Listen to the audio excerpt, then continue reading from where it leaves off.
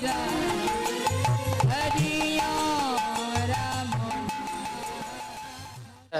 পদাবলীটা একটু বলি বাবা, এই পদাবলীটার গুরুত্বটা কতটা।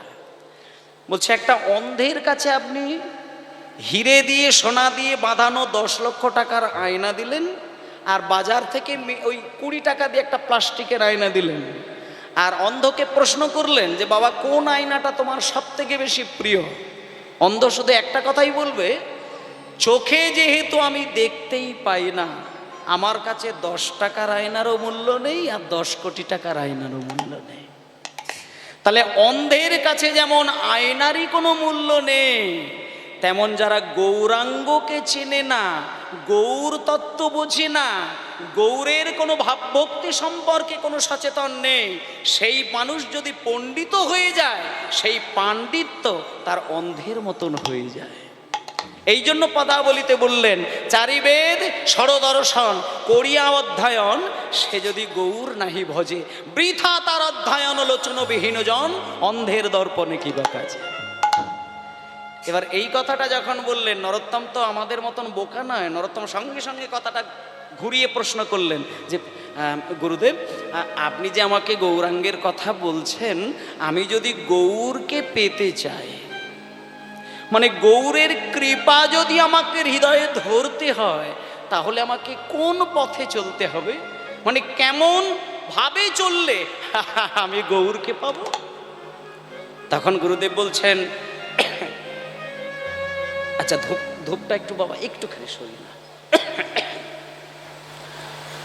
তখন গুরুদেব বলছেন, নরোত্তম শোনো বাবা, গৌরকে যদি পেতে হয়, আমি তোমাকে ওই মানে অত ঘুরিয়ে পেঁচিয়ে কোনো কথা বলবো না, একটা সহজ করে কথা বলে দে।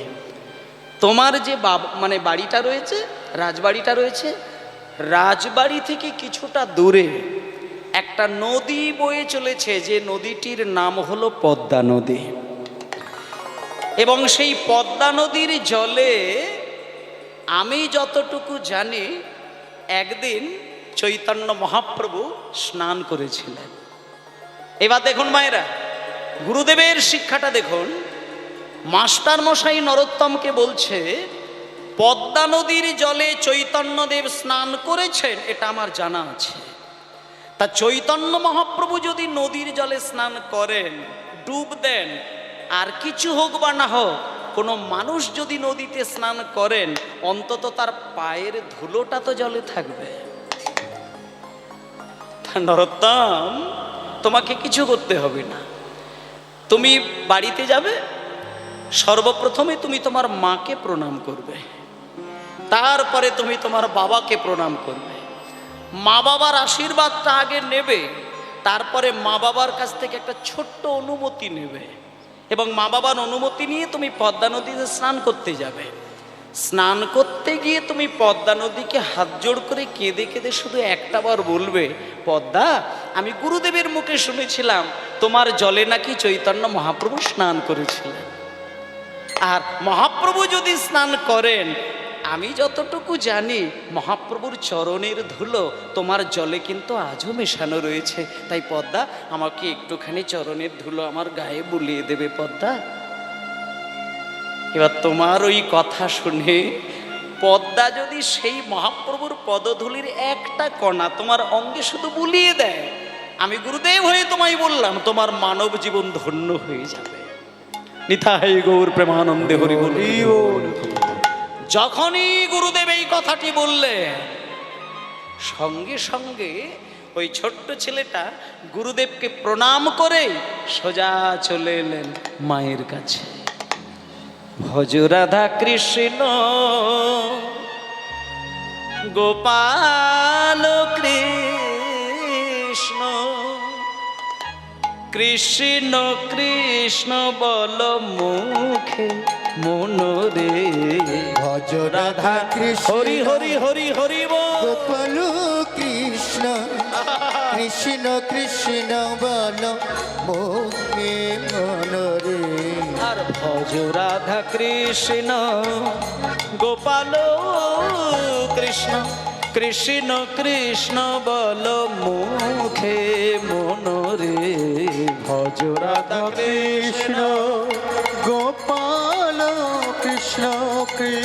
কৃষ্ণ বলো মুখে মনরে ভজ রাধা কৃষ্ণ। আরে হরিদিন বন্ধু চিরদিনের বন্ধু, হরিদিন বন্ধু চিরদিনের বন্ধু, হরিদিন বন্ধু চিরদিনের বন্ধু। আর জীবের চির সুখে দুঃখে হরিদিন বন্ধু চিরদিনের বন্ধু, বলি হারি জীবের চির সুখী দুঃখে। আবার ভজনারে শরণার বিন্দ, ভজনার চরণার বিন্দ।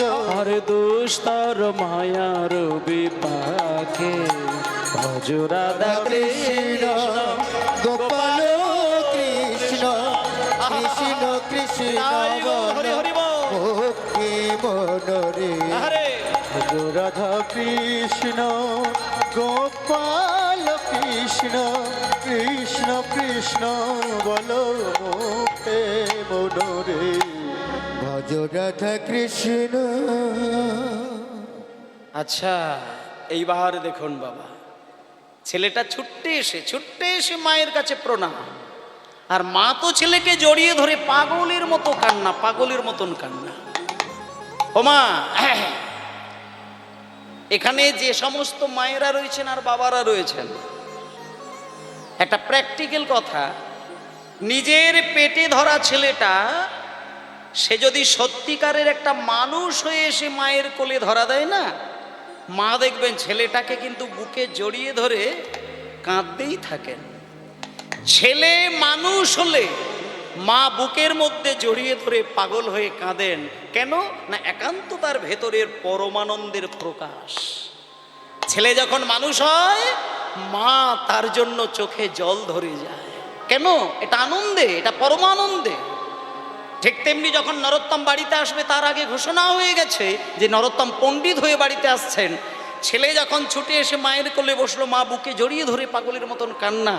বাবা পাশে দাঁড়িয়েছিলেন, বাবা ছুটে এসে ছেলেকে বলছে, খোকা রে শোন বাবা, আমার জীবনের একটা ইচ্ছে ছিল তোকে পণ্ডিত তৈরি করব, কিন্তু আমি সব খবর পেয়েছি তুই পণ্ডিত হয়ে বাড়িতে এসেছিস। তবে একটা কথা বলি, বাবার মনের ইচ্ছে পূরণ করে যখন তুই আমাকে সবকিছু ভরিয়ে দিলে, এইবার আমি বাবা হয়ে একটা কথা তোকে বলতে চাই। তুই বলতো, ছেলে হয়ে বাবার কাছ থেকে কি চাস? আমি তো বাবা, আমার তোর কাছে একটাই চাওয়া ছিল যে তুই পণ্ডিত হয়ে যা, আমি আমার সব জীবনের উজাড় করে দিয়ে দেব। আর তুই বাবার কথা রেখেছিস, এটাই আমার সব পাওয়া, এর থেকে আমার বেশি কিছু পাওয়া নেই। এবার তুই যেহেতু ছেলে আর বাবার কাছ থেকে কি চাস বল, আজকে আমি তোকে সব দিয়ে দেব। যদি বলিস আমি রাজপ্রাসাদ দিয়ে দিতে চাই, সোনাদানা গয়না কাঠি দিয়ে নিঃস্ব হতে চাই, আমি হাসি মুখে দিয়ে দেবো, বল তুই কি চাস? নরোত্তম বলছেন, বাবা আপনি আমাকে দেবেন। দেবেন মানে তুই আমার ছেলে, আমি তোর বাবা, আবার দেবেন প্রশ্ন কিসের? বল তুই কি চাস, বল বল বল, কোনো কিছু না, পরিষ্কার করে একবার বল, আমি তোকে সব দিয়ে দেবো। তখন ছোট্ট ছেলে, 6 বছরের ছেলে, হাত জোড় করে বলছেন, বাবা আপনি যদি আমায় কিছু দিতে চান, না না আমি অন্য কিছু চাইবো না, আপনি শুধু আমাকে একটা জিনিস শুধু দিয়ে দিন। আপনি আমার মাথায় হাত রেখে অনুমতি করে দিন, আমি পদ্মা নদীর জলে শুধু একবার স্নান করব।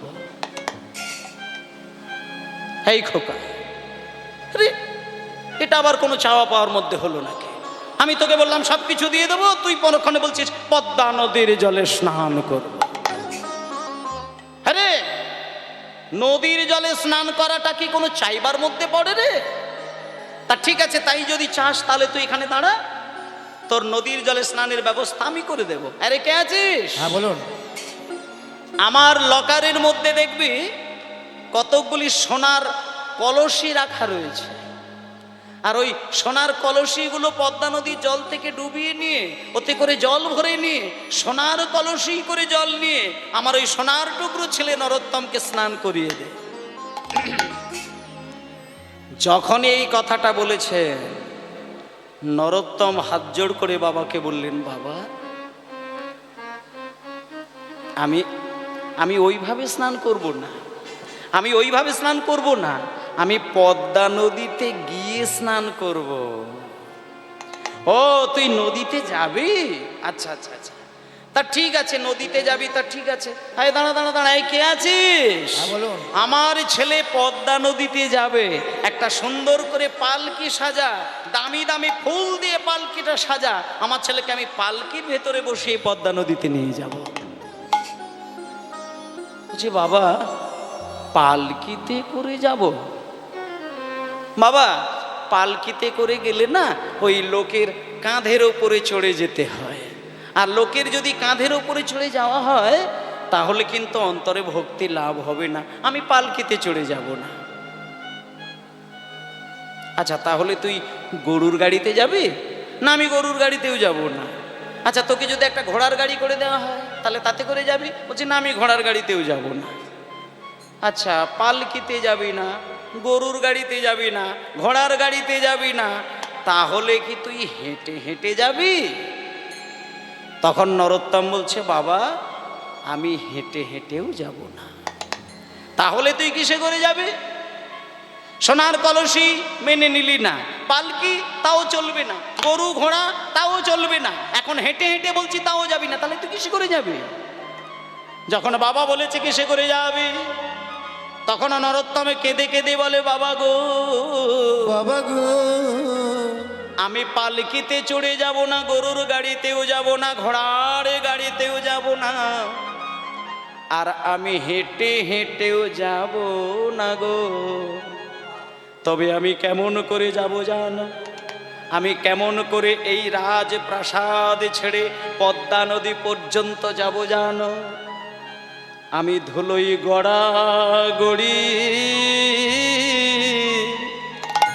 দিয়ে যাব।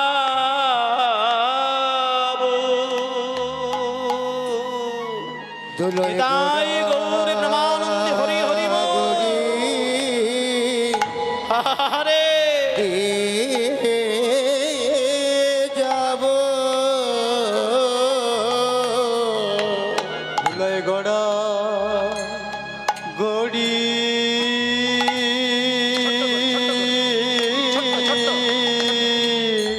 ছোট্ট ছোট্ট করে দিয়ে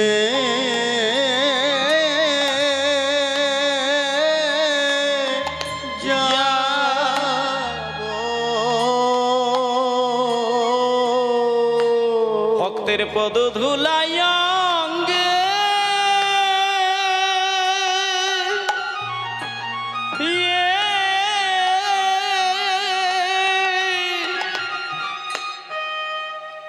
আসলে মায়েরা কোটি কোটি কোটি কোটি জন্মের স্বীকৃতি যদি কারোর উপরে না থাকে, একটা বাচ্চা ছেলের ভেতর থেকে এত ভজন সাধনের কথাটা কিন্তু আসতে পারে না। আচ্ছা একটা কথা মায়েরা বলুন, গুরুদেব কিন্তু এই কথাগুলো বলে দেননি। গুরুদেব শুধু বলে দিয়েছেন পদ্মা নদীর জলে গেলে গৌরহরি চরণের একটা মানে হাত পেতে চাইবে, এটুকু শুধু বলে দিয়েছেন। কিন্তু নরোত্তম তার বাইরে এত কথা আসলো কি করে? মাত্র 6 বছরের ছেলে বালক যখনই বলেছে যে আমি ধুলোর মধ্যে গড়াগড়ি দিতে দিতে যাব, বাবা মন দিয়ে কথাগুলো শুনলেন। শুনতে শুনতে শুনতে শুনতে সামনে এসে বাবা বললেন খোকা আস্তে, এই খোকা তুই রাস্তার ধুলো গায়ে মেখে পদ্মা নদীর জলে স্নান করতে গেলে কি তুই বেশি আনন্দ পাস? মানে তোর কি মনে হয় যে ওই ধুলো অঙ্গে বুলিয়ে গেলে তোর বেশি সুখ বেশি আনন্দ হবে? তা যদি হয় তাহলে আমি বাবা হয়ে তোকে অনুমতি দিয়ে দিলাম, কারণ তুই মহাপণ্ডিত, তোর উপরে কথা বলার আমার কোনো শক্তিই হবে না, আমি তোকে অনুমতি দিয়ে দিলাম, চলে যা। আমি তোকে আশীর্বাদও দিলাম, অনুমতিও দিয়ে দিলাম। এই বলে নরোত্তম চলেছেন। কিন্তু বাবা দুজন প্রহরী কিন্তু গোপনে গোপনে ঠিক করে দিলেন। 2 জন প্রহরীকে ডেকে বললেন, ওগো আমার ছেলে নরোত্তম একেবারে কোলের বাচ্চা, ও নদীর জলে কোনোদিন নামে না, ও পদ্মা নদীর জল কোনোদিন চোখেই দেখে না, তাই ও আজকে পদ্মা নদীর জলে স্নান করতে যাবে, তোমরা একটু পিছনে পিছনে যাও। ও যখন জলে নামবে তোমরা দুজনে ছুটতে গিয়ে ওর হাতটা একটু হালকা করে ধরবে। যখনই ওর স্নান হয়ে যাবে, ডোবা হয়ে যাবে, ওকে সুন্দর করে যত্ন করে তুলে নিয়ে এসে আমার কাছে নিয়ে আসবে। এই বলে দুইজন প্রহরী পিছনে পিছনে যাচ্ছে। ভালো করে মায়েরা দেখুন, দুজন প্রহরী পিছনে পিছনে চলেছে, আর নরোত্তম গড়াগড়ি দিতে দিতে দিতে দিতে দিতে দিতে একেবারে পদ্মা নদীর জলের কাছে গিয়ে দাঁড়ালেন। এবার জলের কাছে গিয়ে দাঁড়াতে গিয়ে নরোত্তম একটা কথা ভেবে ফেলল যে আমাকে যদি পদ্মা নদীতে নামতে হয়, মানে যদি স্নান করতে হয়, তাহলে তো আমাকে পাটা নদীতে আগে ঠেকাতে হবে। আর আমি যদি প্রথমেই পাটা জলে ঠেকায়, তাহলে তো আমাকে যে গুরুদেব বললেন পদ্মা মা, তাহলে মায়ের যদি ওই প্রথমেই যদি পাটা বাড়াতে যায়, তাহলে তো পদ্মা মায়ের মাথার উপরই পা তুলে দিলাম। না না না না না না না, আমাকে প্রথমে পা ঠেকালে হবে না, আমাকে বরং পদ্মা মাকে ভালো করে শুয়ে পড়ে প্রণাম করে নিতে হবে। এই বলে মায়েরা যেই নরোত্তম শুয়ে পড়ে পদ্মা মাকে প্রণাম করতে গেছে, এই দেখুন ছোট্ট ছেলেটা লম্বা হয়ে শুয়ে পড়ে যেই প্রণাম করতে গেল, ওই যে নদীর জলের ঢেউটা হালকা গড়িয়ে গড়িয়ে গড়িয়ে গড়িয়ে গড়িয়ে গড়িয়ে এসে নরোত্তমের মাথাটা একটুখানি ছুঁয়ে গেল। আর যেই মাথাটি ছুঁয়ে গেছে, মায়েদের একটা কথা মনে আছে কি? সেই বহু বছর আগে, মনে আছে? নিশ্চয়ই মনে থাকবে, আমি মনে করিয়ে দিচ্ছি। দেখুন, মহাপ্রভু যখন চোখের জলটা পদ্মা নদীর জলে মিশিয়ে দিয়েছিলেন,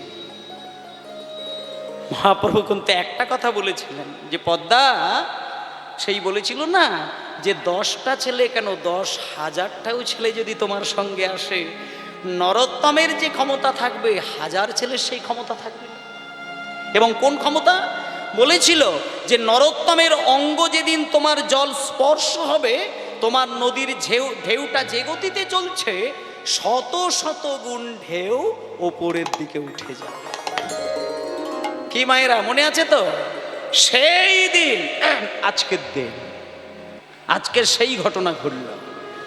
যখনই নরোত্তম প্রথম মা বাবাকে প্রণাম করে মা বাবার কাছ থেকে অনুমতি নিয়ে যখনই গড়িয়ে গড়িয়ে গিয়ে পদ্মা নদীকে প্রথম প্রণাম করতে গেছে, আর যেই নদীর জলটা ছুঁয়ে ছুঁয়ে ওই নরোত্তমের মাথাটা স্পর্শ করেছে, প্রণামেরও ছলে জলে পরশ করিল হরি বল। ছলে জলে পরশ করিল, প্রণামের ছলে জলে পরশ করিল, প্রণামেরও ছলে জলে পরশ করিল, প্রণামের জলে ছলে পরশ করিল, প্রণামের ছলে জল পরশ করিল। আর তখনই পদ্মা নদীর তরঙ্গ বাড়িল হরি হরি বল। পদ্মা নদীর তরঙ্গ বাড়িল, তখনই পদ্মা নদীর তরঙ্গ বাড়িল, তখনই পদ্মা নদীর তরঙ্গ বাড়িল। আর তরঙ্গ বাড়িল, তরঙ্গ বাড়িল, তরঙ্গ বাড়িল, তরঙ্গ বাড়িল, ওই নরোত্তমের ছোঁয়া পেয়ে তরঙ্গ বাড়িল, নরোত্তমের ছোঁয়া পেয়ে তরঙ্গ বাড়িল, ওই নরোত্তমের ছোঁয়া পেয়ে নিতাই গৌর হরি বলে হরি হরি বল। নিতাই গৌর হরি বলে, নরোত্তমের ছোঁয়া পেয়ে নিতাই গৌর হরি বলে, নরোত্তমের ছোঁয়া পেয়ে নিতাই গৌর হরি বলে। তরঙ্গ বাড়িল, তরঙ্গ বাড়িতে লাগিল, তরঙ্গ বাড়িল, তরঙ্গ বাড়িতে লাগিল। সর্বনাশ হয়ে গেল মা, সর্বনাশ হয়ে গেল। যে দুইজন প্রহরীকে বাবা পাঠিয়েছিলেন, তারা নরোত্তমকে হাতটা ধরে যে স্নান করাবে, এই সময়টুকুই পেলেন না। মাথাটা জলে ছুঁয়ে যেতেই মাঝখান থেকে বিরাট একটি ঢেউ নরোত্তমের মাথা টপকে দিয়ে একেবারে জলের তলায়। এবার যে দুজন প্রহরীগণ রাজার আদেশে গিয়েছিলেন, তারা তো নরোত্তমের এই রূপ দেখে, এই দৃশ্য দেখে তারা আছাড় খেয়ে কাঁদছেন।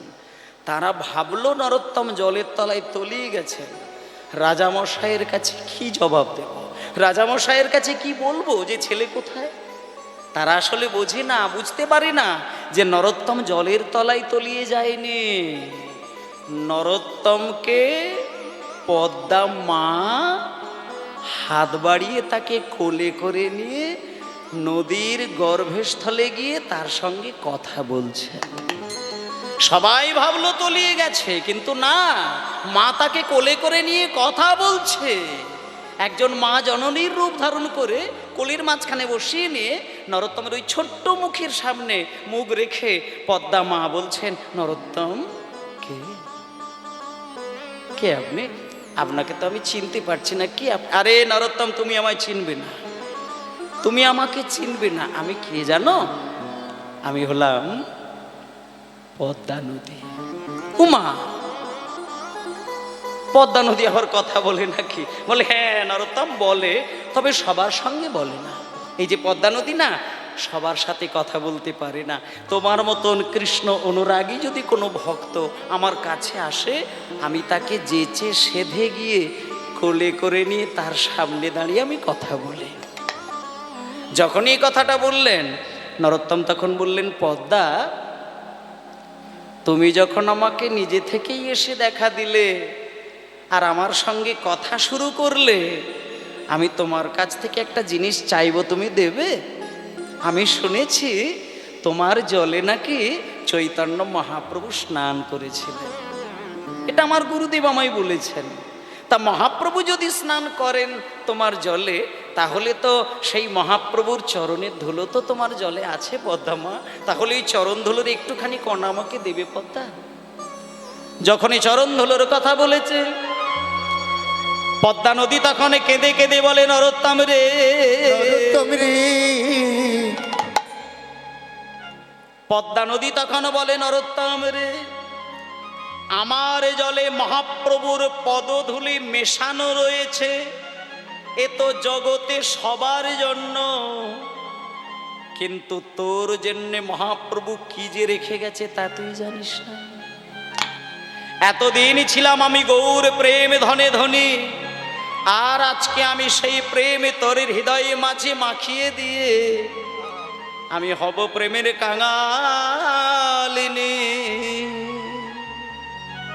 মায়েরা, মায়েরা, আজকে না নরোত্তম যখনই বলেছে পায়ের ধুলোটা দিতে, তখন পদ্মা নদী একেবারে পরিষ্কার করে বলে দিলেন যে, নরোত্তম, তুমি জানো না, তুমি বাচ্চা ছেলে তো, তুমি অতটা বোঝো না। মহাপ্রভু আমার জলে স্নান করেছেন এটা ঠিক, কিন্তু ওনার পায়ের ধুলোটা এ তো জগতে সবার জন্য রয়েছে, যে চাইবে সেই পাবে। কিন্তু তোমার জন্য কিন্তু পায়ের ধুলো নয়, তোমার জন্য এমন একটা জিনিস মহাপ্রভু রেখে গেছেন, যেটা আমি যত্ন করে এতগুলো বছর আমি রেখেছিলাম, আজকে আমি সেই জিনিসটা তোমাকে দান করব। এই বলে মায়েরা, নরোত্তম যেদিনকে মায়ের কোলে জন্ম নিয়েছিল, সেদিন নরোত্তমকে দেখতে হয়েছিল সুন্দর, খুব সুমিষ্ট। যে দেখেছিল সে চোখ ফিরিয়ে নিতে পারে না। কিন্তু একটা ছিল জিনিস, সেটা হচ্ছে নরোত্তমের গায়ের রংটা ছিল কিন্তু কালো, মানে ফর্সা ছিল না, কালো ছিল। কিন্তু আজকে সেই মহাপ্রভুর যে চোখের জলটা, যখন পদ্মা নদী ওই এতদিন ধরে যত্ন করে লুকিয়ে রাখার পরে যখন ওই নরোত্তমের অঙ্গে বলিয়ে দিলেন, অদ্ভুতভাবে দেখা গেল নরোত্তমের গায়ের রংটা কালো ছিল, কিন্তু সঙ্গে সঙ্গে দেখা গেল নরোত্তমের অঙ্গ হয়ে গেল সোনার বর্ণ। সেই যে মহাপ্রভুর হৃদয়ের প্রেম, সেটা যদি কেউ পায়, সে তো আর কালো থাকবে না, সে তো গৌরবর্ণ হবে। গৌরাঙ্গ যাকে নরু নরু বলে ডেকেছিলেন, গৌরাঙ্গ যাকে হাকৃষ্ণ বলে চোখের জলে নদীতে রেখেছিলেন, সেটা যদি কেউ পায়, সে তো গৌরহরি হবে, সে তো গৌরবর্ণ হবে। আজকে নরোত্তমের গায়ের রংটা হয়ে গেল সোনার বর্ণ, আর ছেলেটার চোখ থেকে অবিরল অশ্রুধারা বইছে। মানে যখনই পদ্মা নদী সেই চোখের জলটা একবার বুলিয়ে দিয়েছে, দুটো জিনিসের পরিবর্তন হয়ে গেল। এক হলো নরোত্তমের গায়ের রংটা সোনার মতো, আর 2 নম্বর হয়ে গেল নরোত্তমের চোখ থেকে টপ টপ করে সদাই কৃষ্ণ প্রেমের ধারা। এইবার নরোত্তমকে পদ্মা নদী বলছেন, নরোত্তম, আমার জলে না বেশিক্ষণ থাকা যায় না, এখানে যে আসে খুব অল্প সময়ের জন্য আসে, যাও তুমি তুমি চলে যাও, এতক্ষণ তোমার মা বাবা তোমার জন্য অপেক্ষায় কান্নাকাটি শুরু করে দিয়েছেন, তুমি চলে যাও। এইভাবে নরোত্তমকে যেই জল থেকে তুলে দিয়েছে, যে দুজন প্রহরী রাজামশাইয়ের আদেশে গেছিলেন, তারা ততক্ষণেও কিন্তু গঙ্গা ওই পদ্মা নদীর কাছ থেকে আসে না। কিন্তু যেই দেখতে পেয়েছে জল থেকে একটা ফর্সা টুকটুক, কি এই খোকা, হ্যাঁ রে, এই বাবা, কে রে তুই?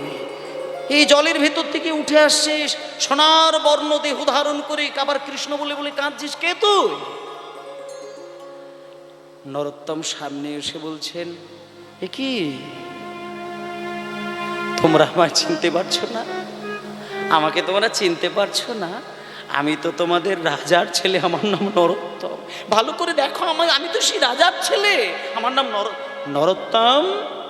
দাঁড়া, তুমি এতক্ষণ কোথায় ছিলে? বলি, এতক্ষণ তুমি জলের তলায় গিয়ে কোথায় ছিলে? যখনই বলেছে কোথায় ছিলে, নরোত্তম চোখ বন্ধ করে বলছে, আমি কোথায় ছিলাম? শুনবে তোমরা? তোমরা শুনবে? শোনো।